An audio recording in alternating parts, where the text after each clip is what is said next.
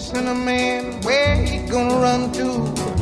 Cinnamon, where you gonna run? Muy bienvenidos a este nuevo programa de la entrevista de Nicole Rodríguez, post-Navidad, sacándonos la resaca de estos días de descanso, de compartir en familia, de disfrutar y de proyectar cómo viene el año nuevo. Y cómo vendrá la política, cómo vendrá nuestro país, cómo vendrá el mundo. Esto no se trata de sacar las cartas del tarot, no se trata de mirarnos las líneas de las manos, se trata de mirarlo desde un punto de vista de un análisis como los que hace Guillermo Holzman, quien ya estoy ahí compartiendo pantalla, quien es de los pocos analistas acá en Chile que hace estas proyecciones con estos sistemas de análisis que dejamos un poquito al lado la opinión, la opinología tan común hoy que se mezcla entre el análisis y la opinión. Guillermo Holzman, una feliz Navidad, aunque sea con un día de retraso. Muchas gracias por haber aceptado estar hoy en el programa. Cuesta echar a andar la máquina. Este programa se va a ver el día miércoles, pero sabemos que el día martes 26, mientras estamos grabando, la gente anda un poco más lento. Así que muchas gracias por estar hoy con nosotros. No, gracias a ti, Nicole, y la verdad que es un verdadero privilegio poder compartir contigo, además con el espacio suficiente para poder desarrollar quizá con mayor tranquilidad y no con un sentido de urgencia y casi de espasmos intelectuales, que es lo que va a pasar, digamos, de aquí en adelante, pero que son los ejes que en realidad van a determinar lo que va a ser en Chile, en la región y en el mundo, o más bien Así, al revés, en el mundo, la región y Chile. del mundo hacia Chile, digámoslo así, Sí. como es realmente. Bueno, Guillermo Holzman, analista político, consultor, experto en inteligencia y seguridad, académico de la Universidad de Valparaíso y director de Analítica Consultores. Yo sé que tienes, además de todo esto, este rol público que tienes, Guillermo, también en Analítica Consultores, se acercan empresas privadas, eh, políticos, grupos, etcétera, que quieren hacer estas proyecciones. Yo sé, no puedes hablar de tus clientes, pero sé que tú haces ese tipo de proyecciones en analítica, ¿cierto? Así es, efectivamente, en analítica lo que hacemos es poder colocar a los que toman decisiones cuál es el contexto en el cual eso se va a proceder. Entonces, por ejemplo, es muy distinto, para colocarlo en contexto, cuáles son las proyecciones de una empresa exportadora, importadora, inversionista con la crisis en Canal de Suez o con el Mar Rojo, digamos, si no tiene estas visiones. Es muy difícil poder decir cómo me va a afectar el negocio, cómo va a afectar mi estrategia si no considero el aumento del crimen organizado y qué significa eso particularmente. Es muy difícil poder saber eso si no entiendes de que no puedes mirar el mundo solamente entre derecha e izquierda, tienes que mirarlo matizado con el pragmatismo que está instalado hoy día en la política. Entonces, y eso es para Europa, para América del Norte, donde hay elecciones, y por supuesto para América Latina. Vienen varias elecciones, además importantes. Más del 40% de la población mundial va a estar eligiendo el año 2024. Así, Yo sé. así es. Permíteme, Guillermo, recordarle algunas cositas a nuestros auditores, suscriptores también. Uno es el apoyo a través de Patreon. Muchas gracias. Yo debiera hacer como un recuento de fin de año también, pero no tengo mucho tiempo. Esto es un programa semanal, así es que en este momento es que aprovecho de decirles que el apoyo ha sido fundamental. Cada día tenemos más personas en Patreon. Hay personas que se suscriben, que a veces dan, a veces no, pero muchísimas gracias y sigan motivando a quienes ustedes conozcan o que conozcan, que ven este programa y les interesa, para que nos sigan apoyando, porque de ahí sacamos los recursos para levantar la entrevista de Nicole Rodríguez. También el mail. ¿Y por qué recuerdo siempre el mail? Porque es de las maneras que tenemos de comunicarnos, no solamente con los suscriptores, sino que también con los auspiciadores. Nicole, periodista chile, @gmail.com. El tema de las redes sociales, que a veces contestamos, a veces no, es que nos supera en capacidad. Imagínense si ustedes tuvieran 3.000, 5.000, a veces 6.000 mensajes, no solamente en el mail, sino que también en redes. No tenemos esa capacidad, no tenemos ese equipo. No se molesten si no les respondemos. El otro día me llegó un mail, Guillermo, que me decía, usted se jactaba de decir que respondía a los mails. Claro, respondemos a los mails, pero no 6.000 mails. No, no puedo, tendría que dedicarme a eso y no a trabajar. Pero muchísimas gracias, se agradecen las opiniones, comentarios, sugerencias, reclamos, y también me gusta cómo se involucran nuestros auditores en los temas de la contingencia y en los temas que acá mismo planteamos con los entrevistados. nicolperiodistachile@gmail.com. Para comenzar, y ahora que viene las vacaciones, viene ese tiempo en que nos vamos a veces a segundas viviendas o arrendamos, nos vamos al bosque, a la playa, donde sea que usted se vaya, y entra quizá a una cabaña y tiene mal olor. Bueno, el producto, no sé si mágico, pero es un producto desarrollado en laboratorio, Oxinova. Usted en www.oxinova.cl lo encarga y le llega esto, muy simple, este sobre que me brilla acá en pantalla, con varios sobrecitos con el producto en él, con las instrucciones precisas de cómo utilizarlo. Lo disuelve en agua, la cantidad de agua va a salir según lo que usted necesita, y usted vierte ese polvo que se diluye en agua sobre el lugar donde está emanando, donde está saliendo el mal olor. Es una solución natural, ecológica y definitiva para eliminar los malos olores. ¿Por qué digo ecológica? Porque hay muchos productos químicos que se echan, por ejemplo, sobre alcantarillas o las cocinas, pero ¿qué pasa? Que al final empiezan a echar a perder, a corroer esos tubos. En el caso de Oxinova, que es ecológico, no ocurre aquello. ¿Y qué es lo que hace Oxinova? Lo que les he explicado siempre. Oxinova destruye las bacterias que producen el mal olor, porque son estas bacterias que van produciendo la descomposición de los productos orgánicos, salen estos gases, y ese gas es ese olor espantoso que no nos permite entrar o estar en ese lugar. Por lo tanto, usted simplemente lo elimina de raíz. Muy fácil de usar, no es peligroso, así es que lléveselo si es que usted va a esa segunda vivienda que le hace falta un poquito de ventilación o que no está conectada al alcantarillado. Edificios también me han preguntado, restaurantes, oxinova.cl. Me encanta este producto porque es simple y al final de cuentas soluciona un gran problema. Y además, si usted ya sabe que va a viajar y tiene que ir al aeropuerto, no se complique, no se complique con los transfers, no pague de más, no se complique también con las aplicaciones que a lo mejor en ese minuto se arrepienten. Le llega un viaje un poco mejor y no llega a buscarlo. Agarre su auto, controle su viaje y se estaciona en MC Parking. Es la solución para estacionarse de una manera económica, fácil y muy cerca del aeropuerto. Usted ve MC Parking desde las autopistas, llegando al aeropuerto, desde autopista Vespucio Norte, Costanera Norte, tiene acceso directo, y un bus de MC Parking lo deja con sus maletas, con su familia, con su coche, en la puerta del edificio del aeropuerto. Al regreso de su viaje, el mismo bus lo lleva a la puerta de su auto. Las características importantes: muy seguro, su auto va a estar exactamente igual, cámaras, guardias, alarma. El bus de MC Parking funciona 24/7, es decir, de lunes a domingo, y además, mientras antes reserve su estacionamiento y lo paga a través de la web, más económico le va a resultar el arriendo. Por eso, si usted ya sabe que va a viajar en febrero, hágalo ahora, www.mcparking.cl. Guillermo, nos vamos con la actualidad nacional primero. Veamos cómo dejamos este año 2023 y cómo podemos ir proyectándolo. ¿Cómo deja Chile el año 2023? Si uno mira la economía con un sabor amargo, y si uno mira también el proceso constitucional con un sabor amargo, y si uno mira también la acción del gobierno también con un sabor amargo, pero a lo mejor yo estoy siendo un poco negativa, no sé qué me pasó con Navidad, tienes otra manera de mirarlo.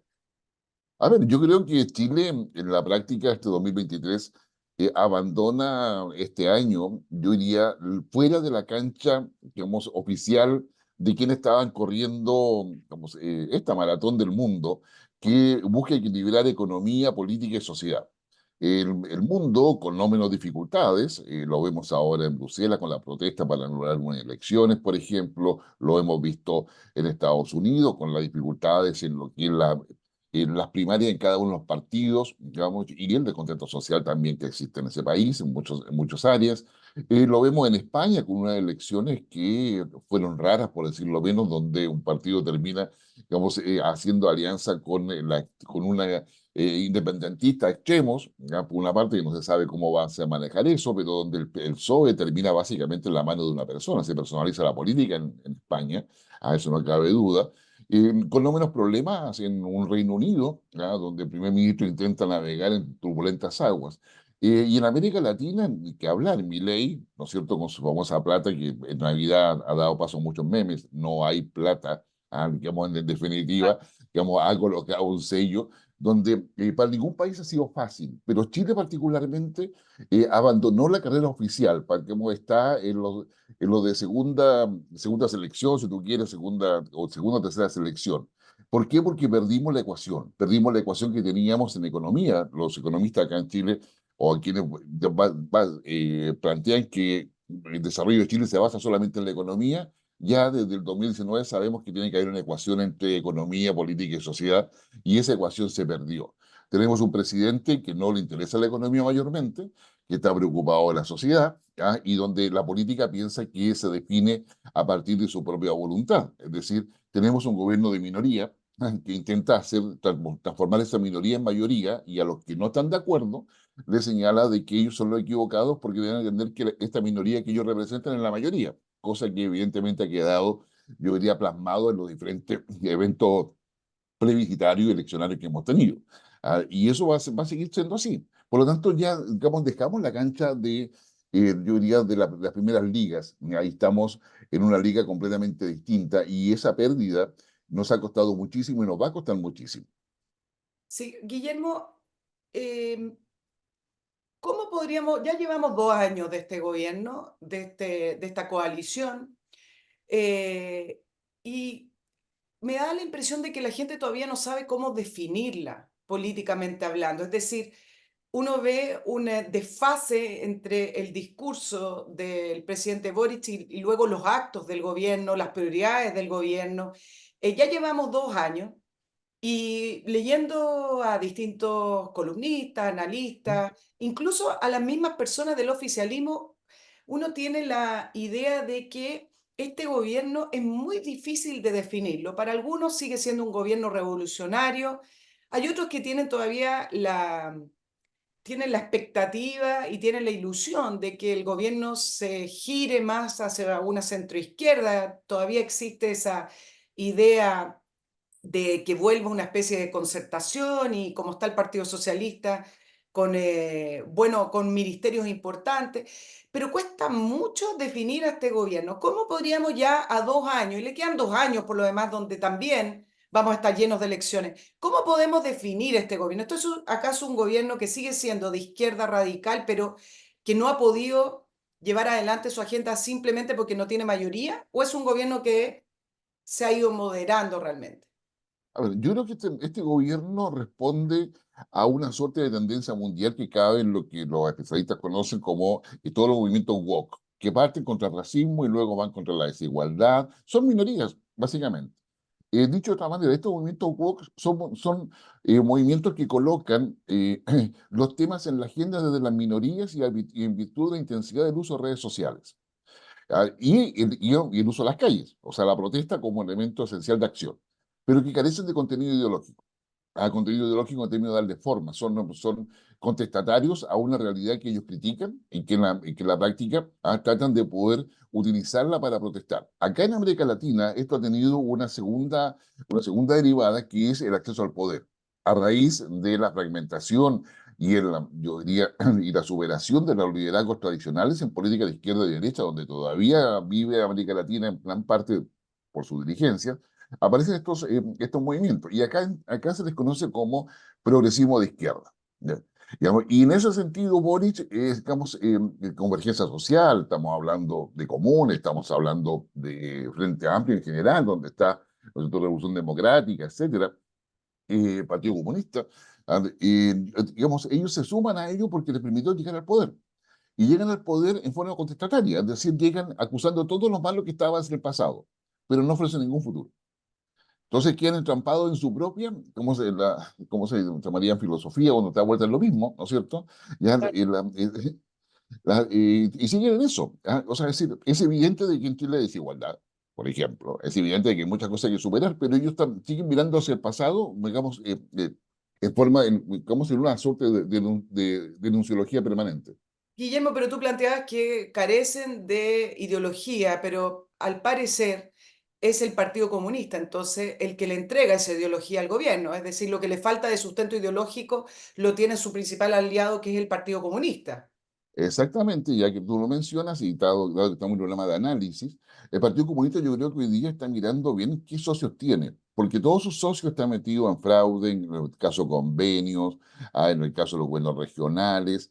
Es decir, los socios hoy día no le aportan mucho voto, digamos, en la práctica. Es decir, hoy día, mira, estamos viendo el día de diciembre, pero el día de octubre más o menos se están sentando a negociar los partidos políticos los cupos para la designación, y esto merece una explicación, designación de candidatos a consejeros regionales, alcaldes, concejales, gobernadores, elección que se va a producir en octubre. Nótese que la ley de partidos políticos en otro sistema electoral, digamos, ofrece la posibilidad de que los partidos hagan primarias para elegir cada uno de esos candidatos. Como hemos visto desde que está vigente esta ley, no se hace ninguna primaria, salvo por la vía muy excepcional, y se hace primaria solamente para la presidencial. Pero para todos los otros cargos, sigue la designación de cada partido. Y si eso se mantiene para este año 2024, que lo tenemos a puertas, va a haber un aumento de la corrupción porque estamos hablando de operadores políticos. Entonces, al final del día. Entonces, yo diría, tenemos una descomposición también ética dentro de la política. Cuando el poder se transforma en un fin en sí mismo, y como en la idea de que elígeme porque voy a superar todo el pasado, finalmente te quedas permanentemente en el presente, porque no tiene esa visión de futuro. Preguntaba por el Partido Comunista porque hay una discusión constante si efectivamente es ante la debilidad del presidente, por lo menos ante la debilidad pública que se le ve, no toma decisiones, no saca ministros que están involucrados en casos de corrupción. Hay una constante discusión si efectivamente es el Partido Comunista el que realmente manda en la moneda. Quiero saber cuál es tu impresión con respecto a eso. ¿Quién manda en la moneda? Yo hoy día no sé exactamente quién manda. Yo creo que hay dos o tres grupos, pequeños grupos, mini grupos, que son los que tienen la conducción. El Partido Comunista se ha encargado de tomar el control de las estructuras medias y superiores del Estado. El Partido Comunista se ha encargado de poder tener el acceso a la toma de decisiones en términos administrativos, en términos financieros, en términos de selección de personas. ¿Ya? El Partido Comunista está contento con lo que tiene en términos de senador, diputado, a ministerios y capacidad de influencia en ministerios que para ellos son claves. El Partido Comunista no necesita, yo diría, tener más visibilidad que tiene ahora, porque a mayor visibilidad, mayor exposición. Entonces yo diría que el Partido Comunista es un partido antiguo en Chile, tradicional, si lo queremos ver de esa manera, que posee una estrategia y que hoy día está en un pleno proceso de redefinición. Al interior del Partido Comunista hay al menos tres vertientes distintas. Recordemos que la directiva del Partido Comunista hoy día es provisoria, ¿ya? Tienen que llegar a definición y ver si se ratifica o no la directiva actual. Tienen que analizar si efectivamente ellos son parte de lo que podría ser la opción ganadora presidencial futura, tienen que tomar esas decisiones, si ellos van a llevar candidatura o no. Yo insisto, el problema es con qué socios. ¿Con los socios de Frente Amplio? ¿Ah? ¿O va a mirar hacia el socialismo democrático nuevamente? Donde puede omitirse. Ahora, la pregunta es, ¿el socialismo democrático con el PS, con lo que ya el PPD, con los otros partidos, partidos liberales, radicales, etcétera, tienen tanta fuerza electoral? Ya, digamos, y ahí yo creo que hay varias opiniones, pero lo más importante es que mientras los partidos, tanto de derecha como de izquierda, como se les conoce en Chile, siguen mirando hacia atrás, digamos, simplemente van a quedar donde mismo están. Es decir, van a crecer los extremos, o ya sea llámale populismo, llámese digamos, la extrema derecha o extrema izquierda, el personalismo político, y se necesita otra bajada, digamos, ideológica de ideas, que nos permita entender que lo que está pasando en el mundo, o sea, el mundo está avanzando a pasos agigantados, y tenemos que ser capaces de poder entender esa dinámica para poder saber qué cosas hacer acá en Chile. Voy a preguntar por esa dinámica, ya vamos a hablar del mundo. Ya. Ahora, ¿cuáles crees que son realmente hoy los objetivos del gobierno que está proyectando de acá a 2 años cuando termina su mandato? ¿cambiaron desde que se rechazó la propuesta constitucional del 4 de septiembre o siguen siendo los mismos o ya van a ir por algunas reformas que puedan plantearlas como un legado? Es decir, si transforma y reforma el sistema de salud eliminando la ISAPRE, quizás para ellos sí es un legado. O, por ejemplo, si saca adelante también la reforma de pensiones como está planteada, para ellos quizás también sería un legado. ¿Cómo proyectas tú que está diseñando estos 2 años el gobierno? A ver, en los pequeños grupos que toman decisiones en el gobierno, lo primero es poder dejar instalado la idea de que la refundación es necesaria y es posible y debes tener una expresión electoral en el futuro. Es decir, hay que refundar Chile. Y eso, la refundación significa acabar con el modelo neoliberal, acabar con el Estado patriarcal, colonialista, etcétera, como, con todo esos calificativos que le conocemos. Yo creo que ahí hay un primero, y eso tiene que ver con el Boric en la elección subsiguiente. Es decir, Boric es como una suerte, no es comparable, pero es como la Bachelet del grupo. Entonces, donde vaya Boric va a haber votos.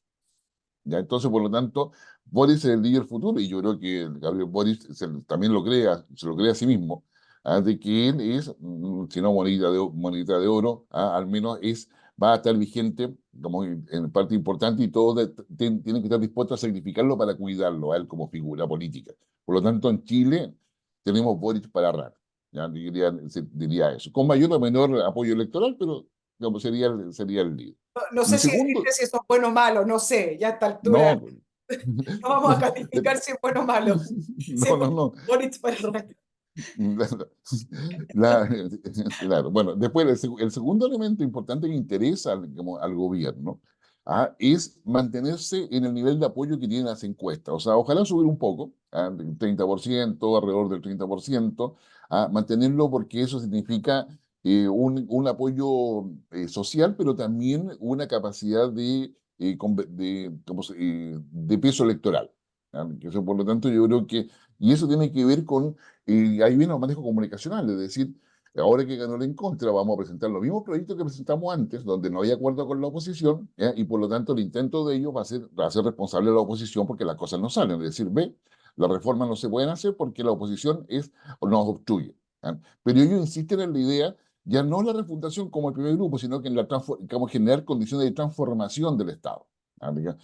Y es ahí donde el tema, cuando gana el en contra, a raíz de la disminución de quórums para el cambio de ley orgánica y para el articulado de la Constitución, ahí viene, yo te diría, una capacidad de chantaje y de negociación. Digamos, yo no presento esto, pero dame esto otro. O si no, te lleno el Cámara Legislativo de reformas constitucionales. Entonces, yo creo que ahí hay un tema. Y el tercero, la tercera visión, yo creo que tiene que ver, digamos, con la manera en que el gobierno se piensa a sí mismo, con sus ideas y las formas de dejarlas plasmadas e instaladas en la ciudadanía. El gobierno se siente intérprete, de los sin voz. ¿Ya? Digamos, y hay un grupo ahí que dice, no, si nosotros estamos bien. O sea, sí, digamos, cuando tú conversas con ellos, el tema de convenios, todo lo demás, son cosas que pasaron, no nos preocupemos. O sea, acá lo importante es esto, somos la voz de los sin voz. ¿Ya? Entonces yo creo que hay mucha autorreferencia en eso. Guillermo, o sea, tenemos que entender que el rechazo a la propuesta constitucional del 4 de septiembre, que de alguna manera resumía el pensamiento del gobierno y de este grupo político, ese rechazo no implicó ninguna reflexión, ningún cambio, sino que simplemente fue un rechazo, un momento, digámoslo así, pero para ellos políticamente siguen en la misma línea, no hay ningún cambio, por lo tanto la refundación, el antineoliberalismo, el anti muchas cosas, digamos, sigue en pie. Será ahora, será más adelante, pero sigue en pie. Así es, efectivamente, eso, digamos, sí que empieza a tenerlo claro. Estamos hablando de tres grupos pequeños que son los que conducen el gobierno. Tú me preguntabas eso, porque el presidente Boris tiene una visión de que la conducción tiene que ser colectiva. ¿Ya? Entonces, eh, por ejemplo, no sé, digamos, vamos a sacar las reformas. ¿Ya? Entonces, eso le dice al equipo que tiene, a su comité político, etcétera. Y cada uno se saca con sus uñas para poder sacar adelante eso. Entonces, la capacidad de negociación, de conducción del país, no la tienes presente en un país que es eminentemente presidencialista. Entonces eso es muy complicado y complica nuestras relaciones internacionales, complica lo que tenemos acá adentro. Ahora, digamos, achacarle todo al gobierno yo creo que es injusto porque la oposición, créeme que coopera, como se dice hoy día, nosotros como no se queda atrás a la hora de cooperar, pero claramente la responsabilidad del poder lo tiene Boric. Este es el primer presidente, digámoslo así, colectivista, porque está con una mirada de Estado que va en contradicción con un régimen presidencialista. Es decir, se espera en un régimen presidencialista, en nuestra tradición, que el presidente tome decisiones, ¿no? Ahora, nunca lo toman los presidentes solos, encerrados en la moneda. Efectivamente tienen coaliciones, partidos políticos, aliados, eso es parte de la ¿Mm? política, pero finalmente uno en la historia que nosotros tenemos, hablemos desde los 90 hacia adelante, presidentes que uno los veía tomando decisiones, sacando y metiendo figuras en su gobierno según sea el contexto. ¿Mm? Acá estamos frente al primer presidente colectivista que al final de cuentas no toma decisiones según su cargo. Sí, no toma decisiones considerando lo que es, digamos, una hoja de ruta futura. El gobierno se quedó sin programa, o sea, para decirlo en términos claros, se quedó sin programa.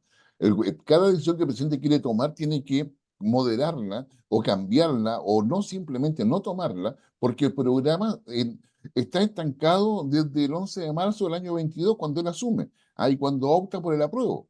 ¿Ya? Entonces, yo diría que acá hay un inmovilismo y o sea, estoy yendo un poco más profundo del análisis, y un aislamiento del presidente, ¿ya? Que es notable. Entonces, hoy día, distintos actores, tanto empresariales, políticos, están tratando de ver con qué ministro conversan. Y ahí surge Elizalde, ahí surge Toá, ahí surge incluso Monsalve, ahí surge Migrau, ¿no es cierto? Marcel también. Tratan de conversar con los ministros para saber cómo hacer. Porque la interlocución no es simple. La interlocución política requiere una forma, requiere una manera, requiere, o sea, decir, no porque el presidente lo diga, o sea, ¿para qué hablar del tema comunicacional? O sea, la vocera ha estado cuando hay conflicto desaparece, cuando todo está bien aparece. Entonces, yo diría, una falencia de diseño y eso es porque cada equipo funciona solo, no sabe decir compartimentadamente, Ahora, la pregunta es, ¿se conversa con el ministro Marcel, se conversa con la ministra del Interior, pero se saca algo conversando con ellos? ¿Tienen algún muy poder de poco. decisión? Tampoco. Entonces, ¿quiénes No, realmente son los que manejan estos tres grupos que están tomando decisiones en la moneda? ¿Quiénes son? son personas de segunda línea que hacen la continuidad, es decir, digamos, a ver, son como tú que está en medio de comunicación, hacen la continuidad, y la hace conforme, estos tres grupos, conforme la visión que te acabo de dar. Entonces tratan de poder atajar los goles, después van a media cancha, después vuelven al arco, y tratan de dar la continuidad y se dan cuenta de que se requiere un relato. Y ahí luchan con la gente del socialismo democrático, y ahí empiezan a enfrentarse con la forma en que está conformado el segundo piso, hay la manera en que el presidente toma decisiones. El presidente es muy intuitivo. Entonces, él, por ejemplo, yo diría lo debe haber costado ir a toma de mando de Milei en Argentina, ¿ya? Pero fue. Y tiene esos gestos, tales como lo tuvo el 15 de noviembre del año 2019, que se suma a la firma de este acuerdo por la paz y nueva constitución. Y todos los otros partidos se quedaron fuera. Sí, Guillermo, esas son las cosas que confunden de este presidente. Hablemos las cosas como son. Este es un pésimo gobierno. ¿Por qué vamos a decir que, bueno, si no hemos avanzado en nada? Em, y al presidente se le ve fallando. El presidente indulta a personas con un prontuario delictual tremendo. Es decir, pero él se mantiene con un apoyo de un 20, pongamos un promedio de 25%, 20%, de repente llega a 30%, y se le identifica como un líder. ¿Qué rasgos tiene el presidente Boric que puede mantener ese apoyo? ¿O es un apoyo al Frente Amplio, del grupo que le gusta esa mirada woke del mundo? ¿O es hacia el presidente que le consideran que tiene rasgos de liderazgo y lo siguen? ¿No? A mí me cuesta entender el tema del liderazgo del presidente por lo mismo que estamos hablando. No Mira, lidera ni siquiera la presidencia porque tiene una mirada colectivista. Mira, te voy a dar una explicación que no a todos les agrada porque Sí, cada está cual bien. se siente teniendo la verdad en todo esto, pero Boris es el resultado de un proceso. Digamos, cuando un país, digamos, tiene Bachelet uno, Piñera uno, después Bachelet 2 y Piñera 2, y no, el país no entendió de que había una crisis de liderazgo, que cuando en las primarias aparecen qué sé yo, cientos, no sé, o sea, a ver, digamos, muchos o varios candidatos, de precandidatos para hacer una primaria. Digamos, nadie se da cuenta de que se está mostrando la fragmentación de los sectores, tanto de izquierda como de derecha.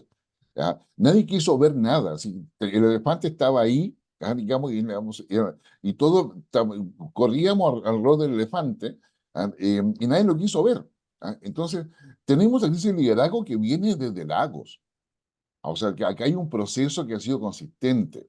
Ya, como se crea la nueva mayoría, después Piñera, vamos, Piñera con su visión hasta el día de hoy, ¿no es cierto? Digamos, que si yo acá lo tengo todo solucionado, y le iba marchando bien, pero lo político no lo pudo manejar.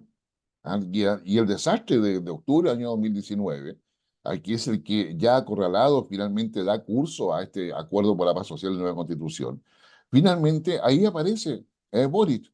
Entonces Boric no es un disruptivo en el sistema. Boric aprendió a convivir en el Parlamento después de haber sido dirigente estudiantil. Ya, vamos, era una figura más, como otras que habían en el Congreso. Pero el proceso lleva a que Boric aparezca.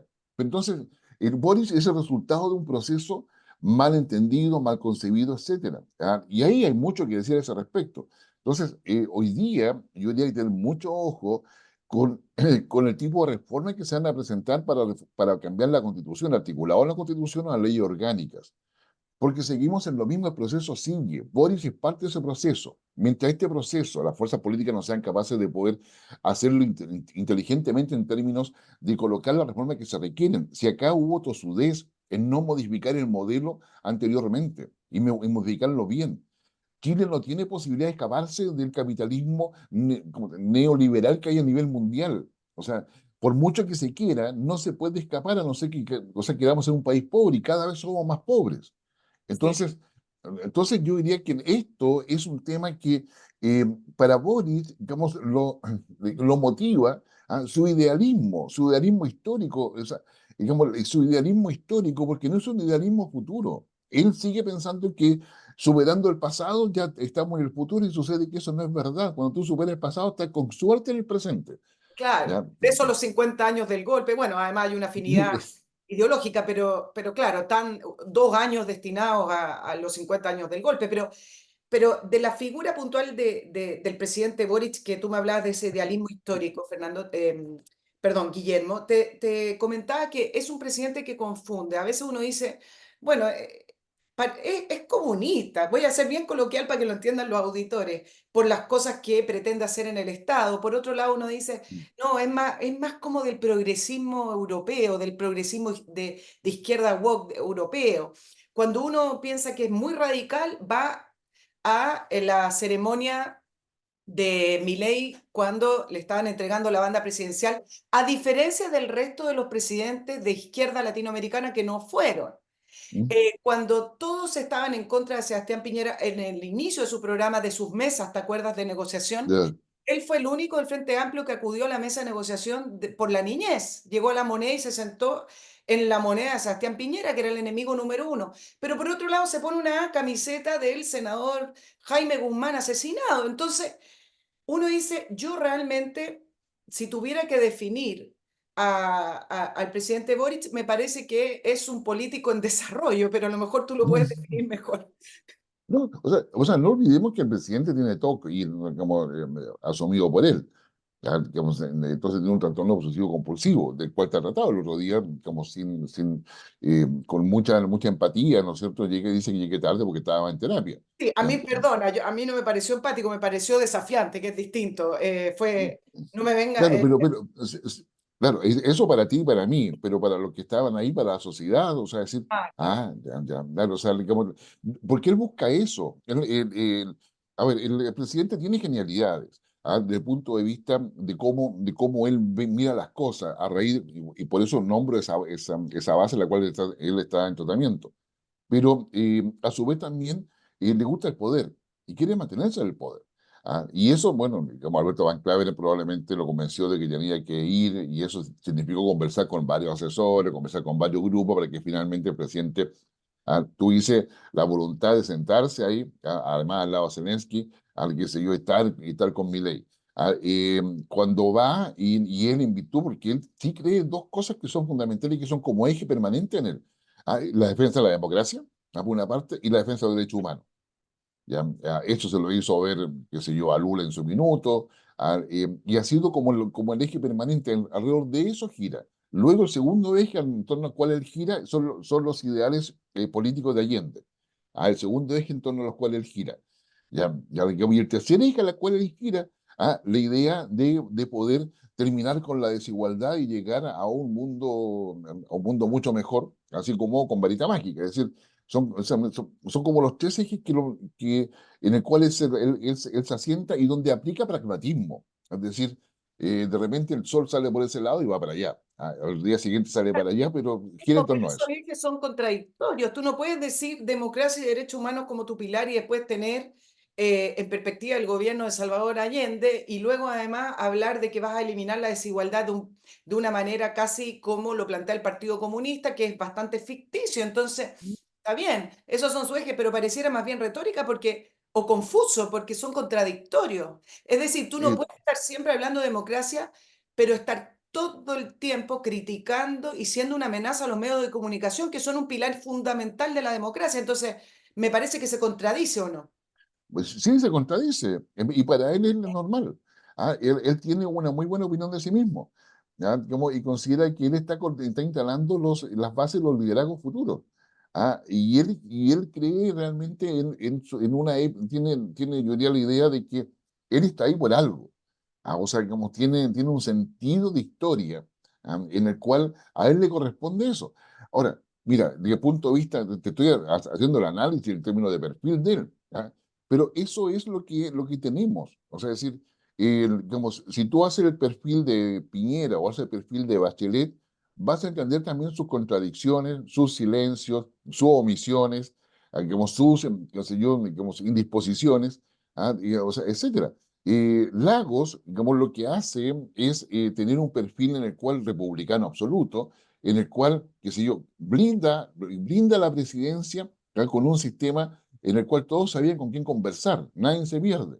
Pero Lagos quería la historia, o sea, es decir, en fin, tenía había todo un diseño en términos de ser, o sea, yo soy mejor, he sido mejor presidente que Frei, mejor presidente que Elwin, porque yo hice el punto de inflexión al desarrollo de Chile. Entonces yo diría que cada perfil de presidente no lleva lo propio, por decir, de Pinochet y también de Allende, es decir, pero cada perfil de presidente nos da sus características con las cuales digamos, tenemos que lidiar cuando estamos en el ámbito ya más político, ¿ya? Y que la ciudadanía muchas veces adora. Qué sé yo, entonces la ciudadanía, hoy día un sector de la ciudadanía le encanta la empatía de Boric.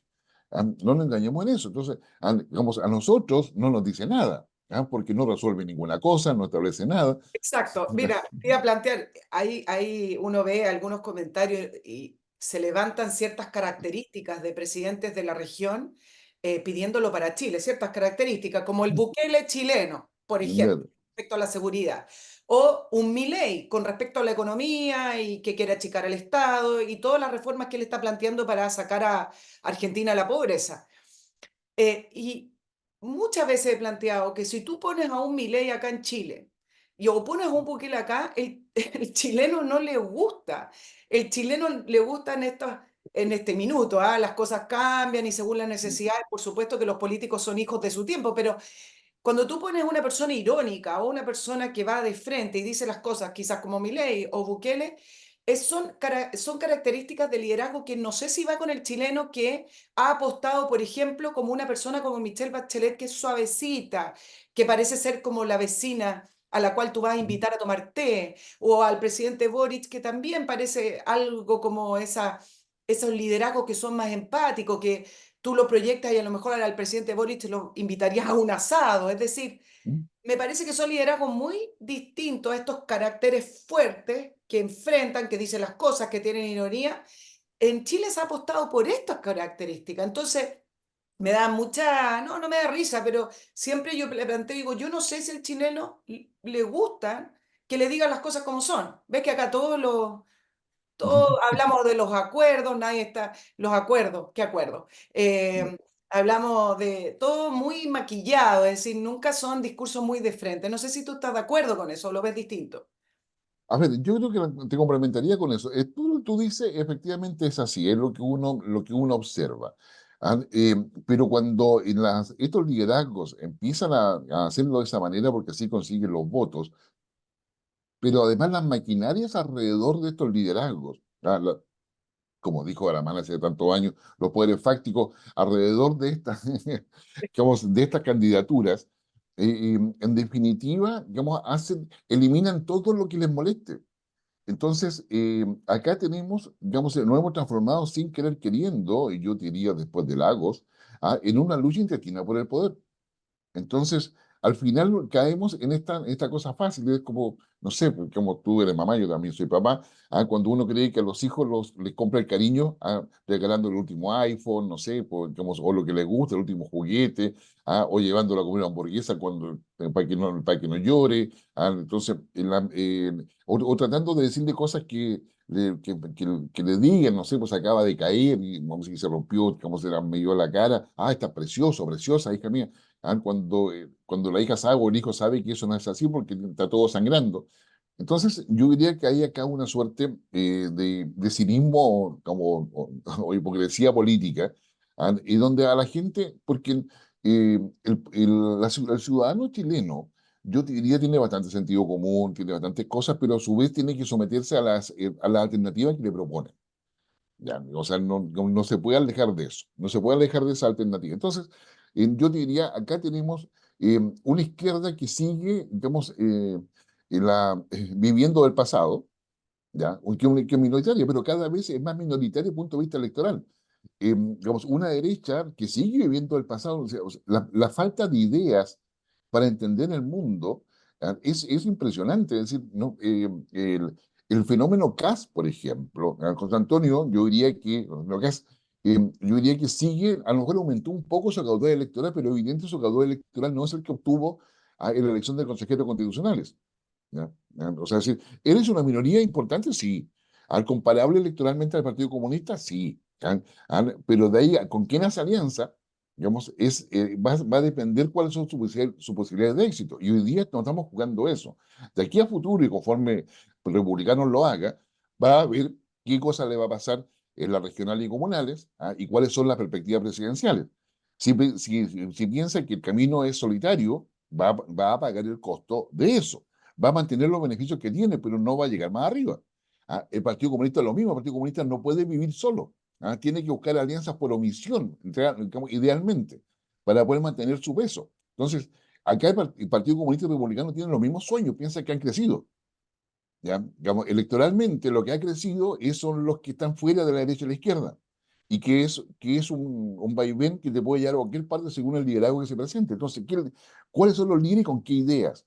Acá se requieren ideas, y esas ideas, yo te insisto, yo diría, no están en la mesa del debate ideológico. Sí, ¿no te parece que, por ejemplo, si lo comparamos con el fenómeno Milei partió su carrera planteando ideas? Es decir, se hizo un personaje porque planteaba algo completamente distinto para la Argentina, principalmente desde el punto económico. Y al ir planteando esas ideas, se convirtió en un liderazgo y en un fenómeno que luego alcanzó a llegar a la presidencia. Pero acá no se luchan por las ideas, se luchan por los liderazgos presidenciales y las ideas, ¿no? Es un poco el mundo al revés, ¿no? No, impresionante. Es que yo diría, yo nací en Chile, he estado toda la vida en Chile, y es impresionante cuando tú quieres debatir ideas que van en contra de las ideas dominantes en los círculos de poder. Si tu propuesta de ideas no está en sintonía, te sacan. O sea, es decir, o sea, Claro, hay una discriminación, digamos, ideológica al debate abierto de ideas para construir algo mejor impresionante. o sea, es decir, buscan figuras que tengan popularidad, que estén marcando, ahí está el liderazgo presidencial, y después hablemos de ideas, cuando todo se construye al revés, es decir, ¿qué estás planteando? Y ahí tú construyes tu liderazgo. Me parece que el Partido Republicano, con José Antonio Caz, partió de esa manera, porque planteaban, por ejemplo, para economía algo distinto de lo que se ha estado instalando en Chile desde los 90 y a la cual Chile Vamos ha estado suscribiendo, es decir, subamos impuestos. Y Chile Vamos negociaba en la época de la concertación, bueno, un puntito menos, un puntito más, pero del punto de vista del principio económico se fueron desviando de los principios del liberalismo. Entonces, de cómo se planteaba el mercado en Chile o el sistema económico en Chile. Me parece que el Partido Republicano partió planteando. Ahora, que haya perdido una elección presidencial y ahora en el caso de esta propuesta constitucional, me parece también que se ha estado alejando de la idea y más bien tratando de plantear el liderazgo de José Antonio Kast sin remarcar por qué ellos vendrían a solucionar los problemas de Chile. Sí. O sea, y además, o sea, Constantino Cast, más allá del tema electoral, que obviamente es una derrota eh, para ellos, pero también tiene otro problema porque lo que le llevó al éxito en la elección de consejeros constitucionales fue la coherencia con la cual planteaban sus ideas. Exacto. Y en el debate del Consejo Constitucional, la forma en que se comportaron algunos de sus líderes, finalmente perdió coherencia el Partido Republicano. Y ese elemento que para la sensibilidad del ciudadano es muy importante, aunque si yo le está pasando la cuenta, es decir, la fortaleza del Partido Republicano, más allá de las ideas que lo podemos analizar nosotros, para muchos ciudadanos que no tienen que no están Sí. involucrados en ese tipo de debate, digamos, el Partido Republicano perdió coherencia. O sea, volvieron a las peleas entre ellos, que quién tenía más razón o menos razón, qué sé yo, etcétera, en el Consejo Constitucional. Y esas cosas quedaron, yo creo que es un debe. El Partido Republicano partió, digamos, muy bien, siempre ha sido una sorpresa electoral. Digamos, para quienes estamos en los temas, el Partido Republicano tiene un techo que fluctúa entre un 8 y 12% del electorado. ¿Ya? Puede subir, por supuesto que sí. Lo demostró y a todos nos dejó muy sorprendidos cuando obtiene la votación que tiene en la elección de consejeros constitucionales. Pero eso fue episódico, que si yo digamos, no constituye una tendencia. Pero lo que yo lo remarcaría es que, aparte de las ideas, la coherencia del Partido Republicano, la coherencia de caso, básicamente. Entonces, yo creo que hay un tema de déficit de liderazgo de Kast con lo variopinto que tenía dentro del Partido Republicano, digamos, representado en lo que es este Consejo Constitucional. Claro, estoy de acuerdo con el tema de la coherencia. No quería entrar tanto al tema del proceso constituyente porque lo he podido ir analizando, pero efectivamente, Ya. la pregunta es, eh, ¿cuánta coherencia podrían haber tenido si tenían 12 bordes que no fueron escritos por ellos, sino que por acuerdo de la clase política tenían un anteproyecto, los mal llamados expertos, que eran representantes de los partidos políticos, del cual salió prácticamente el 46% de la propuesta constitucional venía exactamente igual a lo propuesto por los expertos? Entonces, la pregunta es cuánta coherencia podía tener el Partido Republicano si ya había un esqueleto armado, pongámoslo así. Bueno, yo creo que ahí el Partido Republicano tomó malas decisiones en lo que fue el anterior, en el que se dio proceso en el constitucional, y abrió la puerta y ahí se notó que no tenía los votos suficientes para un nuevo proceso constitucional. O sea, es decir, el Partido Republicano quedó entrampado, digamos, en una situación en la cual o no la previó, no la anticipó, o no la supo manejar. Claro, ahora, te dejo plantear la pregunta porque tengo que saludar a un tercer gran auspiciador. ¿Cuánto aporta de distinto en ideas, en diseño, el socialismo democrático? ¿Tú crees que es una alianza que se va a mantener tal cual como está de acá a estos 2 años que queda de gobierno? ¿Lo piensas, Guillermo? Yo sé que no lo tienes que pensar tanto, ¿No? pero tú me vas a dar un momento para recordarles a nuestros suscriptores, a nuestros auditores, que existe una empresa que les soluciona, pero les soluciona de una manera muy rica y de una manera muy eficaz el problema de cómo alimentar a sus funcionarios y a sus empleados. Master Cook Servicios Gastronómicos es una concesión de casinos de alimentación para empresas con esa especialidad de cocina in situ. Ha visto que las cocinas son transparentes, usted ve cómo se cocina, lo que están cocinando y además logra percibir ese olor de comida casera que es lo que entrega Master Cook. No ese gusto a comida de casino, de plástico, está siempre igual, el menú siempre es lo mismo, siempre tiene el mismo sabor. Con Master Cook su empresa obtiene la mejor calidad, una grata atención, supervisión directa de los dueños. Tú sabes que cuando el dueño está, las cosas cambian. A los ojos de el amo engorda el ganado, decían algunos. Bueno, la empresa cuenta con personal altamente preparado para brindar un servicio de excelencia, pero lo principal, es que usted con Mastercook almuerza como en casa. En ventas@mastercook.cl usted puede preguntar por los planes que les puede ofrecer según sea el tamaño de su empresa, sus necesidades, o www.mastercook.cl. Vale la pena. Guillermo te preguntaba con respecto al socialismo democrático.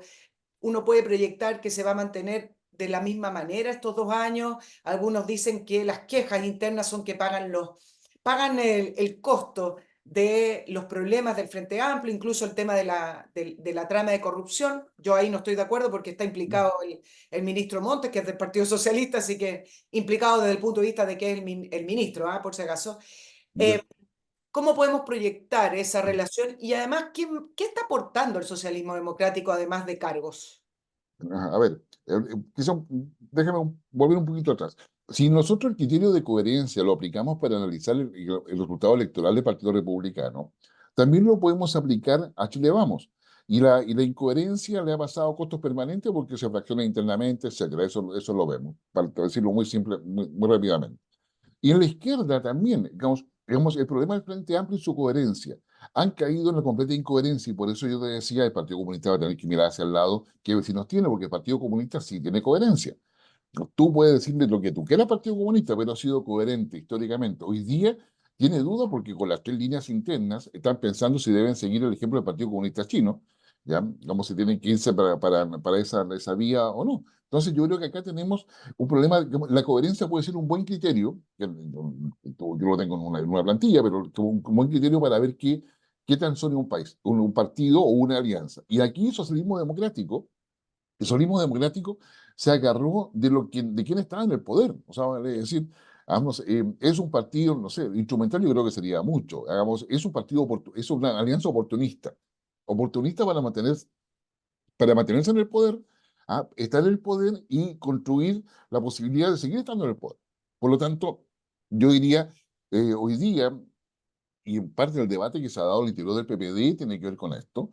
Claro, algunos dicen entre socialdemocracia, que si el tema es que construir eso, pero la verdad es que hay partidos emblemáticos que tienen que o redefinirse o aliarse o reinventarse. Pensemos solamente en algunas cosas, un poco para la reflexión de quienes te siguen. ¿Ah? Cuando Francia, los partidos tradicionales colapsaron, apareció Macron, y fundó un nuevo partido que le sacó gente al Partido Socialista y a la derecha francesa. Es decir, acá estamos en algo parecido, y nombro específicamente a Francia, porque somos seguidores de ese modelo en términos de sistema de partido. Entonces, acá se requiere un nuevo partido político. Frente Amplio de alguna forma quiso hacer eso, pero partió desde una visión esquema. Qué sé yo, Macron, ¿qué es lo que hizo? Con el Partido de la Patria, qué sé yo, lo colocó entre medio, que es un poco el debate incipiente, que como acá no se debate ni idea, está presente, es decir, queremos una socialdemocracia, es decir, ¿cómo hacemos la ecuación entre Estado, mercado y sociedad? Tenemos que establecer esa ecuación. ¿Necesitamos el mercado? Por supuesto que sí, pero necesitamos un Estado. Entonces ahí, tema de corrupción, impunidad son temas importantes. Tú no puedes construir Estado sin burocracia. Entonces Macron, ¿qué cosa hizo? Llamó a la burocracia, la convocó. Pero en fin, entonces ahí hay varias ideas en términos de eso. Y hoy día el socialismo democrático, lamentablemente, aparece aferrado al poder. O sea, es decir, digamos, con toda la tradición de nueva mayoría, concertación y con todo eso, con un legado, si tú quieres, que trae en la espalda, hoy día sigue pegado en el poder. Entonces, y yo diría, socialismo democrático, si socialismo democrático mantiene su idea de seguir apoyando al gobierno en términos políticos y legislativos, ya va a pagar un costo. Porque se va a transformar en una alianza incoherente. Ahora, el tema está en que la derecha, si sigue en la misma dinámica, va a cooperar a una visión de incoherencia completa. Y eso nos deja totalmente atrapados en 2 años de gobierno de Boris completamente muy malos y con un surgimiento de los extremos muy peligroso. Claro, ahora desde el punto de vista del socialismo democrático, cuando se inició en este gobierno, varios veían en el socialismo democrático un contrapeso a las ideas radicales del Frente Amplio y del Partido Comunista. Mi pregunta es si efectivamente el socialismo democrático en el gobierno, en la moneda, termina siendo o no lo es un contrapeso a las ideas radicales. Es decir, cuando uno ve que el ministro Marcel no se comporta como se comporta, bueno, no fue ministro por lo demás, pero tuvo cargos importantes. ¿Mm? No se comporta como se comportaba en la época de la concertación, o uno ve a Carolina Toá con una agenda de seguridad que no es completamente de seguridad, siempre hay problemas con esa agenda porque ¿Mm? los proyectos los intentan cambiar o le dan el gusto al Frente Amplio, a lo mejor ellos piensan lo mismo. Es decir, terminan pensando lo mismo, son de la misma idea, o tú sí ves que hay un contrapeso ahí a las ideas más radicales de la Alianza Apruebo Dignidad. Socialismo democrático le permite gobernabilidad al gobierno, no más que eso. Es decir, acá yo, digamos, yo diría, digamos, yo creo que todos apreciamos, digamos, tu posibilidad de que hay debate de ideas en el interior del gobierno. No, le permite gobernabilidad, le permite mantenerse en el poder. Y Carolina Toá tiene que jugar con eso. O sea, decir, Carolina Toá es como, como el malabarista dentro del gobierno, que tiene que estar jugando con varias cosas a la vez. Es decir, donde ella siempre, yo creo que para ella es una apuesta permanente hasta dónde puede llegar en la toma de decisiones, porque cuando avanza más, en la presidencia le compra todo lo que sea que Boris salga haciendo algún punto de prensa o como señalando proyectos que va a enviar al Congreso por el tema de seguridad. Pero después, cuando hay que salir adelante con la agenda, no le ayuda en la negociación. Claro. Entonces yo diría, ahí hay una contradicción. Entonces, o sea, nos estamos farreando el país desde el punto de vista político. Y digo nos porque todos nosotros, desde los medios de comunicación, los analistas y obviamente los partidos políticos, tenemos su responsabilidad. Entonces estamos más preocupados de la descalificación, de un debate acerca del poder en lo inmediato, pero no instalando realmente lo que debería ser un debate de un Chile donde se requieren ideas fuerzas, sino acá no se requiere digamos, escribir otro libro. O sea, es decir, está cambiando todo de tal magnitud. Mira, la economía chilena es de servicios. O sea, los servicios son los más impactados por el cambio tecnológico en términos productivos. O sea, todo lo que es servicio lo puede hacer inteligencia artificial a través de un robot, a través de un software, como quieras te imagines tú la inteligencia artificial. Digamos, los servicios son reemplazados por máquinas. Vamos. Entonces, o sea, vale decir, nuestro futuro, digamos, estoy hablando así genérico para que podamos entender, no sé, nuestro futuro es que nuestro desempleo va a aumentar. ¿Ya? O sea, sí, es que digamos, la agroindustria, eso es temporal. O sea, la selección de todo lo que son cereza, no sé, pues, kiwi, cualquier fruta la hacen máquinas. ¿Ya? O sea, sí, digamos, lo que se requiere es que el computador y todo, el computador que maneja la máquina esté bien, que se haya actualizado, etcétera. Entonces los temporeros van a ir terminando, los temporeros van a ir disminuyendo. Entonces, o sea, hay acá, o sea, lo que se nos viene encima de tal magnitud, ¿ah? Que pretender, digamos, establecer que la discusión es otra, viene cambios sociales. O sea, es decir, hoy día, ¿cuántos jóvenes no quieren trabajar porque es mucho trabajo? Digamos, y gano muy poco, prefiero trabajar mediodía nomás. Quiero un trabajo por 3 horas diarias. No estamos entendiendo que la evolución social nos está generando una desigualdad. Si antes la desigualdad tenía que ver con los ingresos, con la riqueza, hoy día la desigualdad tiene que ver con las expectativas de vida de cada persona y eso es mucho peor. ¿Ya? O sea, la frustración es mucho peor que la desigualdad económica. Y si se juntan, peor todavía. Guillermo, precisamente te iba a preguntar ese tema, esta discusión tan de área chica que tenemos en Chile. Ya faltan 2 años para una próxima elección presidencial, pero llevamos prácticamente 3 hablando de liderazgos presidenciales. Se sigue acá hablando de la política nacional del litio y todavía no avanzamos en nada y el litio está siendo reemplazado por baterías de sodio que son más fáciles de producir, ¿Mm? etcétera. Es decir, nosotros pareciera que estamos encapsulados en una discusión muy añeja, muy anacrónica. Me estabas hablando de el reemplazo de varias funciones y de varios oficios, como los temporeros. ¿Qué otras cosas no estamos viendo acá en Chile que están ocurriendo en el mundo, que están llevando el mundo hacia cierto camino y que nosotros ni siquiera lo estamos planteando y no lo vemos? Acá tenemos, o sea, a ver, yo digo un alcance. Hay nichos de pensamiento en ministerios, incluso en la Biblioteca del Congreso, en varias partes donde todos estos temas están. Es decir, acá yo no estoy diciendo nada que no sepamos. El tema está en que en el nivel de decisiones políticas esos temas no se integran. ¿Ya? Digamos, eso es lo que estamos diciendo específicamente, así que no estamos inventando la pólvora. Pero acá, digamos, nosotros tenemos que ver que la economía está funcionando de otra manera. La economía es global. ¿Ah? Pues podemos discutir si es, digamos, bajo una potencia hegemónica, digamos, o hay un liderazgo, digamos, plural a nivel mundial. Pero ahí sí o sí está Estados Unidos, Reino Unido, Unión Europea, India, Rusia, China, así en primera línea. La pregunta es entonces, ¿cuál es nuestra relación con esos países y qué tipo de relación tenemos? Acabamos de firmar con un acuerdo avanzado con la Unión Europea. Aquí es maravilloso. Pero ¿qué partido le vamos a sacar a eso? Aparte de que nuestros exportadores van a tener más facilidad de llegar al mercado europeo. Pero los exportadores nuestros son una fracción, digamos, de nuestro mercado laboral y empresarial. Ahora, ¿qué si queremos entrar al mundo que viene, necesitamos transferencia tecnológica. Y eso es necesario negociarlo ah, con esa potencia. Porque nosotros somos el país que más tratado de libre comercio tiene. Luego tenemos la potencia intermedia. Donde está Corea del Sur, Japón, Turquía, digamos, algunos países específicos de la Unión Europea. Tenemos que ver cómo está la región. ¿Ya? O sea, mira tú que Milei colocó una cosa que me sorprendió de Milei. Dijo, aparte de que no es plata, la segunda cosa que dijo es, yo en 35 años coloco a Argentina como potencia mundial.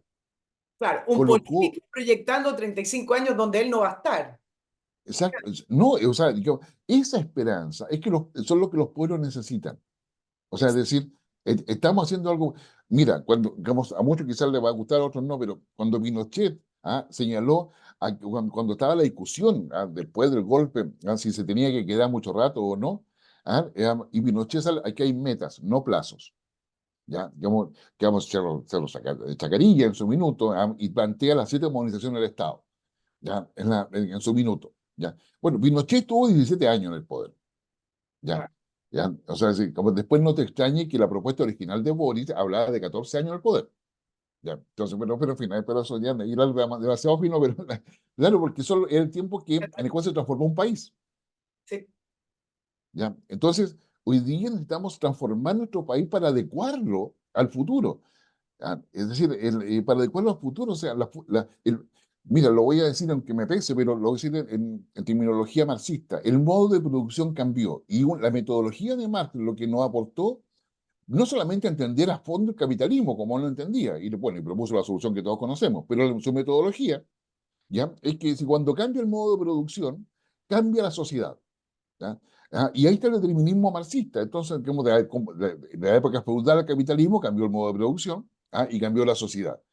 Hoy día el modo de producción está en la nanotecnología, en la biotecnología, en la inteligencia artificial, en fin, y todo eso.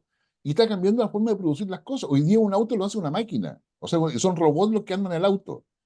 ¿Ya? O sea, es decir, antes, como yo veía la foto del año 50, 60 de la Ford, la Chevrolet o la Volkswagen o la Mercedes, eran cantidad de obreros, empleados armando, digamos, que se yo colocando. Hoy día lo hace un robot. Y eso cada vez va a ser peor. Y eso está haciendo. Entonces, digamos, cambió el modo de producción. El mundo sigue siendo capitalista. Y es cada vez más capitalista. Es decir, pero un capitalismo que ahora se amplía.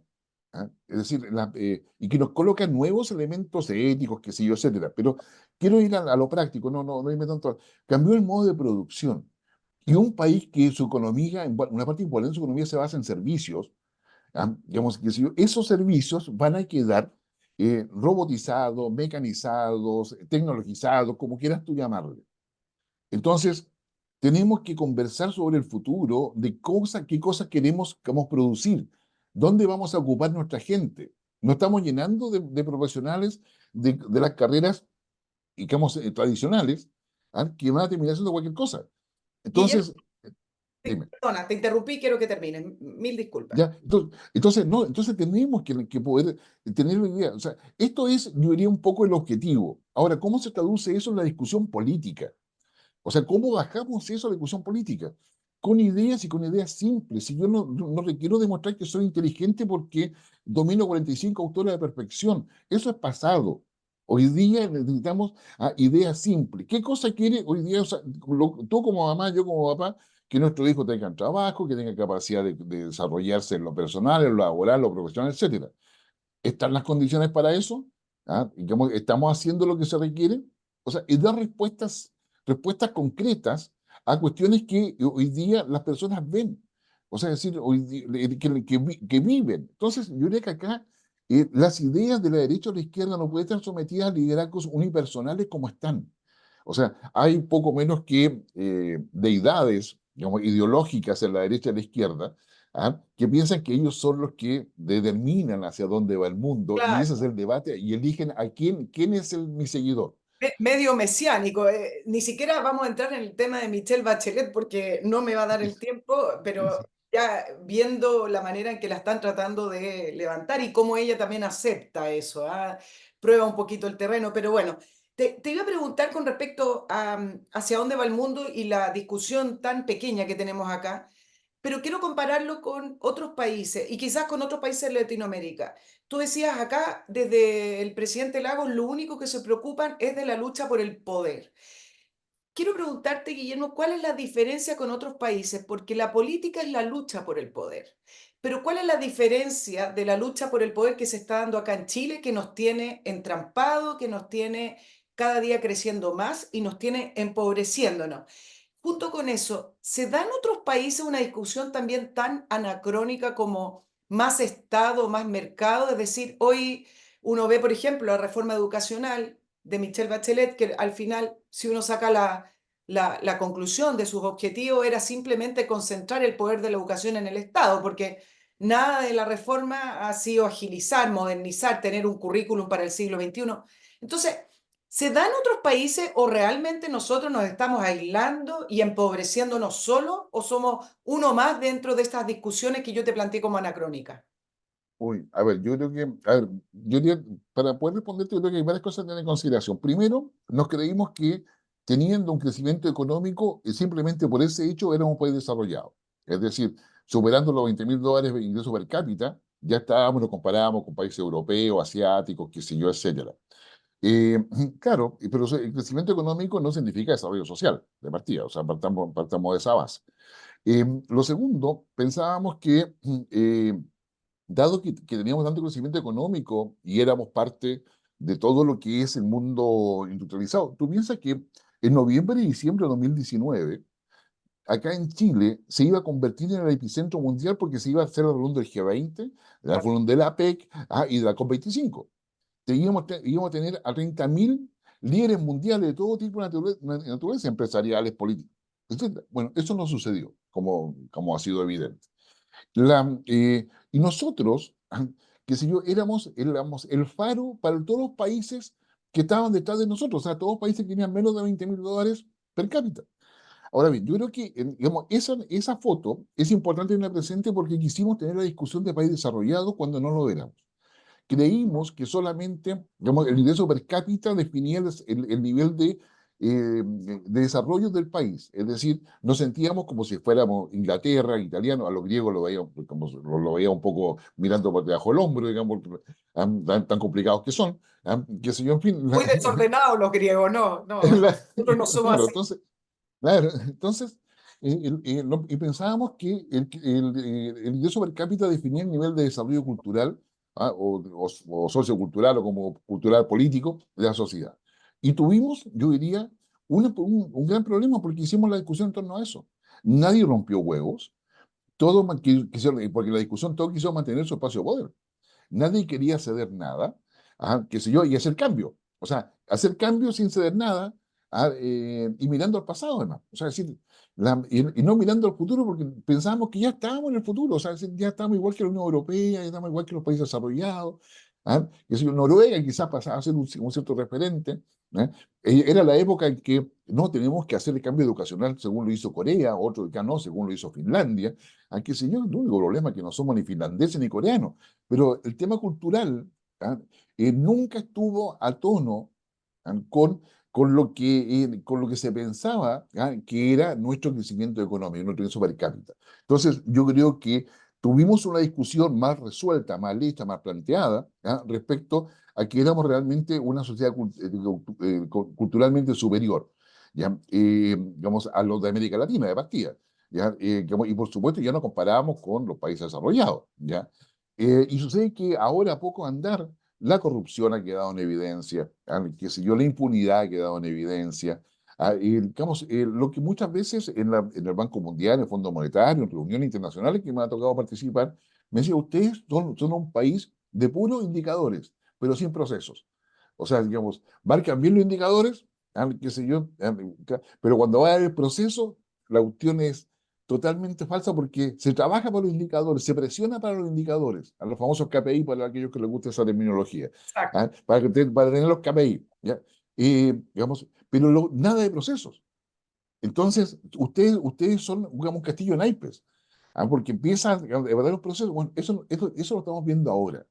Entonces, tenemos una discusión. Acá, acá cuando la nueva mayoría se forma, digamos, porque la nueva mayoría significa concertación más Partido Comunista, ya, digamos, se conforma en virtud que el Partido Comunista ya cumplía con las credenciales democráticas de la época, ya, de acuerdo, pero siguieron en la misma izquierda y derecha. Y hoy día en toda la campaña izquierda-derecha. Y sucede que la mayoría de la población que decide elecciones no es ni de izquierda ni derecha porque entiende que la sociedad evolucionó. Entonces, hay una contradicción entre lo que esta sociedad quiere, y por eso el tema de la coherencia es tan importante, y lo que los partidos políticos están proponiendo. Claro, ¿cuánto quisiéramos hoy crecer al 6 o al 7%, ¿no? El crecimiento no lo es todo, pero partamos desde ahí. Hoy lo miramos con añoranza, porque llevamos Claro. muchos años sin crecer. Voy a ir, me quedan muchos temas, Guillermo, pero voy a ir así salpicando un poquito para poder hacer una mirada global. El tema de seguridad, hemos hablado harto de economía, de desarrollo, de lo que viene. Podrá ser una complicación, no solamente para Chile, sino que para el resto de las democracias. Ya. A ver, yo diría, empecemos con un titular, si tú quieres. Hoy día, 2023 y particularmente 2024, tenemos más violencia, más inseguridad y menos democracia Sí. a nivel mundial. O sea, a nivel mundial. Es decir, hay más violencia, ¿no es cierto? Más inseguridad y menos democracia. Ese yo creo que es el titular que hay que tener presente. Cuando hablamos de menos democracia, estamos hablando de que los procesos de toma de decisiones en la democracia que involucran al Ejecutivo y al Legislativo son insuficientes, son imperfectos, incluso pueden ser hasta corruptos para poder enfrentar el tema de la seguridad, la inseguridad.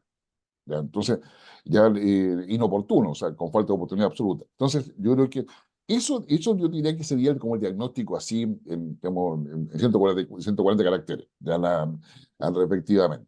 Entonces, ahora, de ahí hacia abajo, lo que tenemos es que el crimen organizado ha crecido en una forma impactante. Ahora, cuando hablamos de crimen organizado, no estamos hablando de la banda que mató a otro de otra banda. Estamos hablando de la institucionalización de la corrupción, porque el crimen organizado significa no solamente narcotráfico, que es lo más visible, significa contrabando, falsificación, tráfico de armas, tráfico de personas, tráfico de arte, tráfico de órganos. Y todas estas variables que yo te he mencionado en Chile han aumentado, en América del Sur han aumentado. ¿Cuántas bandas hay? En América del Sur solamente hay alrededor de 12 bandas importantes. ¿Cuántas hay hacia abajo? Se estima que hay por lo menos 3.000, que son pequeñas banditas que, digamos, aseguran un territorio, aseguran un producto, su distribución, etcétera. O sea, acá hay tres momentos importantes para entender por qué pasa esto. Uno, la historia, lo que ha sido desde la mafia italiana, ¿no es cierto?, que es la más conocida, o qué sé yo, digamos, cómo ha ido derivando el crimen organizado, que hay un desarrollo, digamos, delictual, digamos, normal. Luego viene la pandemia y luego la guerra de Ucrania. La guerra de Ucrania se ha transformado en un problema de crimen organizado de marca mayor, más allá de lo que significa la invasión rusa a Ucrania, la invasión de Estados Unidos, la OTAN. Pero detrás de eso hay crimen organizado. Y hoy día tenemos un montón de empresas que aparecen lícitas, pero que son de crimen organizado y que lavan dinero. Entonces tenemos un gran problema con el crimen organizado, porque esa corrupción significa, mira, cuando un container o algún elemento pasa por una frontera o por un control de fiscalización, significa que ahí o le están pagando a alguien o están amenazando a alguien. O sea, si usted no mira para el lado, su familia corre peligro. Y tenemos una buena cantidad de fiscales acá en Chile amenazados de muerte. Ya tenemos una buena cantidad de fiscalizadores que a lo mejor no reciben ni uno, pero están amenazados, extorsionados, o sea, extorsionados, chantajeados, etcétera. ¿Ah? Porque le conocen un secreto y dicen, si no haces eso, te acuso. ¿Ah? O simplemente no cuentes nada, porque si no te mato. Digamos, y muchas ejecuciones que ven, eso es un ejemplo para otros. Es decir, eso, digamos, y por eso los dejan a la vista, para que todos sepan de que esa persona no escuchó la instrucción. Entonces, cuando van a hablar con el otro, ¿te acuerdas de lo que pareció el otro día en tal matinal? Ya que los matinales están de moda en el lenguaje político. Ah, en tal matinal, en tal matinal. Ah, pues bueno, él no hizo lo que yo te pedí. ¿Ah? Lo que te estoy pidiendo. ¿Ah? Entonces, esas señales públicas del crimen organizado. ¿Ah? O sea, donde, qué sé yo, bueno, cuerpo cortado, destrozado, en fin, y una cuestión que no estamos acostumbrados a ver en Chile. No, bueno, eso tiene que ver con todo ese elemento de inseguridad. Ahora, Guillermo, el tema de la seguridad puede finalmente llevar a que se empiecen a elegir gobiernos más autoritarios, o va Sí, a ser una consecuencia sí, que en América Latina con una particularmente, o sea, proyección de cuánto tiempo. yo Ah, hoy bueno, día ya estamos en eso, ya estamos en eso, o sea, ya estamos en eso buscando orden y seguridad, o sea, orden y desarrollo, que son los elementos esenciales del bien común. Es decir, no hay posibilidad de bien común ninguno, cualquiera que sea la definición que tenga de él, sino orden y desarrollo. claro, Entonces, hoy día, digamos, eso es fundamental, pero cada vez es más difícil si el cáncer de la corrupción lo tienes muy metido dentro del Estado. ¿Ah? Que sé yo, porque a mayor corrupción, mayor autoritarismo, si quieres verlo de esa manera. exacto. Ahora, Guillermo, dos preguntitas para ir cerrando. En la elección de Milei, ¿se produce algún cambio tectónico de tendencia política para el resto de Latinoamericana, o lo de Milei es Milei en Argentina? Yo empezaría ahí. Milei es Milei en Argentina. Sin embargo, dado los vacíos de ideologías y la idea de un Milei rupturista dentro de la cultura argentina, le hace sentido mucho. Sin embargo, yo ahí advierto, la cultura política argentina es completamente distinta a la de todos los países de América del Sur. Por mi parte, conociendo bien Argentina en términos de funcionamiento del sistema político, es completamente distinta. ¿Ah? Y sin embargo, hay quienes la van a querer ver como referencia. ¿Ah? Y van a querer ver claramente Chile no está en las condiciones sociales que está hoy, económicas que está Argentina. ¿Ya? No está en digamos, el contexto, el escenario para poder plantear un rupturismo de la forma en que lo hace Milei. Aquellos que quieren ser libertarios, que bueno, y muchas veces pueden ser un aporte, pero van a ser parte del abanico político. Y lo otro, que es importante, Milei tomó no solamente una idea, yo diría rupturista, sino que muy nacionalista. Colocó a Argentina primero. Y esos elementos en Argentina son muy potentes. Y eso hace que Milei ahora tenga el apoyo en menemismo, que tenga apoyo un cívica radical, y vamos a ver si eso se traduce finalmente en el apoyo que necesita en el Congreso para llevar adelante su decreto de urgencia y necesidad, de necesidad y urgencia que Ahora, sus 300 medios. cuando uno ve a algunos candidatos que logran la presidencia, como Estados Unidos, en el caso de Trump o Milley, no los estoy comparando, son muy ¿Sí? distintos. Pero cuando hablan de Argentina primero, no lo dijo así, pero sí en todo su programa, o en el caso del expresidente norteamericano, uno dice, ¿cómo calzaría eso en Chile cuando hemos tenido, y el mismo presidente Boric, pero hemos tenido candidatos presidenciales que están a favor de entregarle la salida al mar con territorio chileno a Bolivia? Y uno dice, bueno, ¿en qué minuto calzaría acá un presidente que diga Chile primero cuando hemos tenido todo lo contrario? Posturas políticas que achicarían aún más nuestro territorio. Lo digo como un comentario porque acá hay una... eh, ¿cómo describirnos de repente, Sí. Guillermo, que somos tan Mira, curiosos?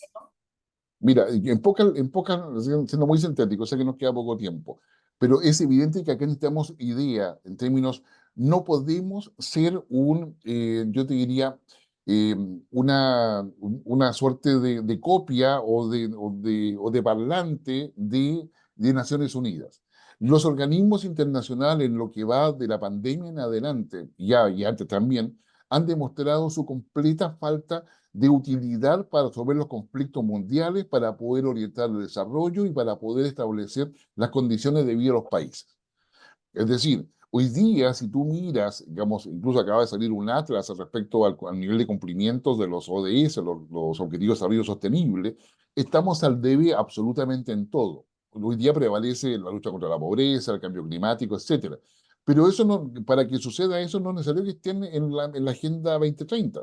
O sea, yo no tengo nada contra la Agenda 2030, dicho sea de paso, digamos, pero hoy día, si me pregunta como analista, es decir, frente a la inoperancia de los sistemas internacionales, al déficit del multilateralismo, digamos, a los problemas y los conflictos que hay a nivel global, es evidente que el sistema internacional está en decadencia. ¿Qué cosa tenemos nosotros? Entonces, nosotros no podemos tener como país, mantener nuestro férrea, digamos, qué sé yo, digamos, adhesión al sistema internacional y tratar de compatibilizarlo, con, así como si fuera nada, con nuestro amor por los tratados de libre comercio. Entonces, yo te diría, los tratados de libre comercio implica que cada país hace uso de su soberanía. La Unión Europea firma con Chile por su soberanía y la soberanía implica una capacidad de autodeterminación importante. Entonces, no podemos pretender, ¿ah?, que tenemos que hacer caso digamos, a lo que Naciones Unidas quiere para mostrarnos como ejemplo, ¿ah?, y no preocuparnos nosotros mismos. Entonces, es ahí donde debemos ejercer nuestra soberanía y ir aplicando los desarrollos sostenibles en la medida en que sirvan nuestros intereses, pero nuestros intereses no parten por estar debajo del paraguas de Naciones Unidas, parten por darle el bienestar a la población que tenemos en nuestro país. Y por Entonces, lo tenemos que demás, ser... esa agenda de Sí. desarrollo sostenible también es parte de los intereses de otros poderes, digamos, por eso no puede ser a rajatabla y decir esta es la agenda y acá se tiene que aplicar. No, En pues, esa misma agenda hay intereses creados, ¿no? sí, seamos coherentes, entonces, pero seamos coherentes con el país, porque eso es lo que nos permite, es decir, te estoy diciendo una cosa práctica de análisis, es decir, tenemos que ser capaces de tomar distancia sin dejar de apoyar lo que nos corresponde y nos interese, pero nuestros intereses es darle bienestar a Chile, a la población que está en nuestro país. Y ese bienestar desde décadas, y va a seguir siendo así, depende de cómo nosotros gestionemos los tratados de libre comercio. Y hay todo un proceso de toma de decisiones a ese respecto, porque es ahí está la posibilidad de otro salto cuántico. Mira, como para decirlo simple, si nosotros somos capaces de entender esto, seremos capaces de traernos varias industrias de Europa para acá. Ya, qué sé yo. Seremos capaces de traernos alguna industria de China para acá, o de Estados Unidos para acá. Ahora, eso tiene que ver con la tecnología disponible, con la transferencia tecnológica, con los recursos humanos. Nosotros tenemos recursos humanos calificados. Entonces, yo diría que acá, y por eso la falta de conducción hoy día del presidente Boris es tan criticada, no solamente a nivel político, sino que a nivel mucho más estratégico. O sea, entonces, la crítica estratégica del presidente tiene que ver con esa mirada de futuro, o sea, con la gestión política específicamente. O sea, y ahí tenemos déficit. Guillermo, solo para terminar, y ya que mencionaste el tema de los organismos internacionales, es muy largo el tema de los organismos internacionales para tratarlo ahora. Te voy a invitar a futuro para que lo hablemos, pero producto también de que son o eran parte de un orden mundial que uno puede proyectar que está desapareciendo. Estamos en un periodo de transición. Entonces, dos cosas. El 2024 va a ser un año más conflictivo, se va a expandir la guerra del Medio Oriente, se va a expandir la guerra de Ucrania, van a haber más guerras y junto con eso se va a empezar a conformar otro orden mundial y la desintegración de estos organismos internacionales tal cual como los conocemos, ¿o es muy pronto para eso? No, es muy pronto para eso, empezamos de atrás para... No, es muy pronto. El sistema internacional nos va a seguir acompañando. Lo más novedoso que podría ocurrir en el 2024 es que se integre India como miembro, como miembro de Consejo, como miembro permanente del Consejo de Seguridad de Naciones Permanente Unidas. de seguridad, sí. Claro, exactamente. Digamos, sería lo más novedoso. Pero yo creo que eso no va a pasar mientras no haya un acuerdo concreto entre China y Estados Unidos.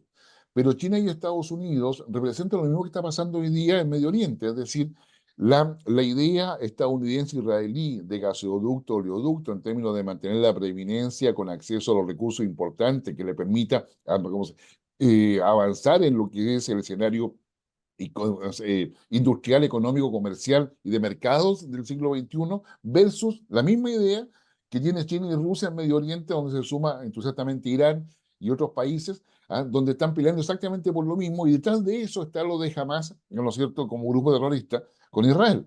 Entonces, tenemos ahí un tema que es realmente, yo diría, importante y, digamos, y relevante en poder tenerlo en consideración. Al lado, o sea, al lado digo yo desde el punto de vista temático, está lo de Rusia y Ucrania, y lo de Rusia y Ucrania no va a tener solución mientras no haya acuerdo entre China y Estados Unidos. En toda la ecuación, ya estamos en una pugna entre que esta transición va, digamos, la pregunta es, ¿cómo va a quedar Rusia? Porque no puede sacar a Rusia encima. O sea, Rusia es parte de la solución y no parte del problema. Ucrania, en esta mirada más geoestratégica, Ucrania es parte del problema y no parte de la solución. ¿Ya? Entonces, y ahí hace toda la diferencia quién sea candidato quién sea presidente o cómo sea la elección presidencial en Estados Unidos, porque eso dice que en 2024 capaz que sea un paréntesis nada más, porque efectivamente, y como todo va a quedar pausado en virtud de la dinámica de la campaña estadounidense. Pero no debemos dejar de lado también un conflicto que está muy soterrado, que es la relación entre Unión Europea y Estados Unidos. Porque Unión Europea dice, ¿sabe qué? Rusia lo tengo siempre al lado. Entonces, acá la alianza, que sé yo, Reino Unido, Estados Unidos, recordemos que respecto al tema de Guyana, es Reino Unido el que manda una fuerza naval. Así ¿Ya? es. Claro. Pero tú proyectas que con todo lo que tú has descrito, este 2024 veremos más conflictos, Sí, esos que están ahí a punto de hervir van a estallar, es decir, veremos un 2024 más conflictivo, con más guerra, o sí, se van a seguir administrando los conflictos que ya vemos, que son bastantes por lo demás, porque África es un continente que está muy convulsionado, vemos los conflictos en el Mar Rojo, está lo del Medio Oriente, que es una historia sin fin, y tenemos lo de Ucrania. ¿Van a seguir explotando más conflictos entonces? sí, sí. O sea, van a seguir un más conflicto primero porque acá hay dos grandes cosas, los que están a favor de Estados Unidos y los que están en contra. Y los que están en contra de Estados Unidos hoy día desean y necesitan que Estados Unidos cada vez está más complicado, que demostrarle empíricamente que no puede estar en todos los conflictos a la vez ni tratar de manejarlos. Claro. ¿Ya? O sea, esto dicho en términos muy simples, la explicación es mucho más lata, pero en términos muy simples, es decir, a Irán, a Rusia, ¿no es cierto? Incluso a China le interesa que haya muchos conflictos porque así demuestra que, o sea, es obligar a Estados Unidos a negociar. O sea, vale decir, como ¿cuál es el tema de Estados Unidos? Que ya lo vimos ahora con el tema de Hamas Israel o Israel Hamas y Rusia, Ucrania Rusia. Es decir, ¿hasta cuándo coloca plata Estados Unidos? Qué sé yo, ¿hasta cuándo financia, digamos, intervenciones que no saben el pueblo norteamericano cómo le reditúan? Entonces, yo te diría, yo me temo que los conflictos internacionales van a mantenerse y van a aumentar o expandirse. Lo segundo, la posibilidad de conflictos internos en varios países van a aumentar considerablemente. Es decir, hay un proceso democrático evidente donde las protestas sociales o movilizaciones sociales más la idea de poder llegar a un régimen autoritario por la forma que sea, electoral o no electoral, y esto para decirlo muy académicamente. Oye, claro. Digamos, van a aumentar porque la desesperación va a cundir, la desigualdad va a aumentar, la economía va a tener un efecto, digamos, importante. Bueno, qué sé yo. Y lo segundo es, o sea, lo quinto ya, es el tema de que a nivel de las democracias, uno de los mayores problemas que tenemos es el fraccionamiento del sistema político. Hoy día en Chile tenemos 26 partidos políticos. Si se aprueban todos, vamos a tener cerca de 38, 39 partidos el próximo año. Entonces, y lo mismo está pasando en otras partes. O sea, es decir, digamos, esta suerte de que esto es lo que se llama, y eso lo dejo para la reflexión, la tiranía de las minorías. Antes pensábamos que las mayorías eran homogéneas. Hoy día una mayoría es sumatoria de minorías. Entonces, cuando tú, Nicole, si quieres hacer campaña, tienes que hablarle a un montón de minorías, que sé yo, para poder lograr una mayoría. Entonces, la tiranía de las minorías, y cuando estas minorías están en los extremos, que ahí aparece el movimiento woke, de hecho, ahí tenemos el problema. Claro. Entonces, la- El problema es la que tiro- el todo no resuelve los problemas, porque la suma del todo no hace la mirada global, sino que simplemente exactamente. es la suma de minorías que no conversan entre ellas, y las posturas no conversan entre ellas. Guillermo, y dicho todo esto, les deseamos a todos nuestros auditores y suscriptores un feliz 2024. Bueno, el mundo siempre ha sido igual por lo demás, así que nada nuevo, Sí. business as usual.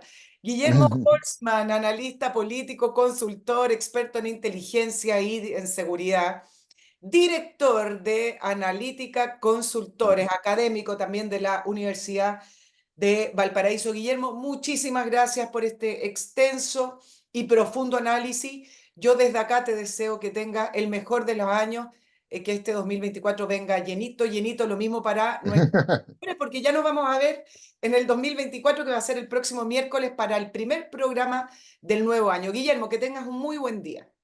Igualmente para ti, Nicole, muchas gracias y un gran saludo para todos tus seguidores. Que estén muy bien. Oh, Cinnamon, where you gonna run to? Cinnamon.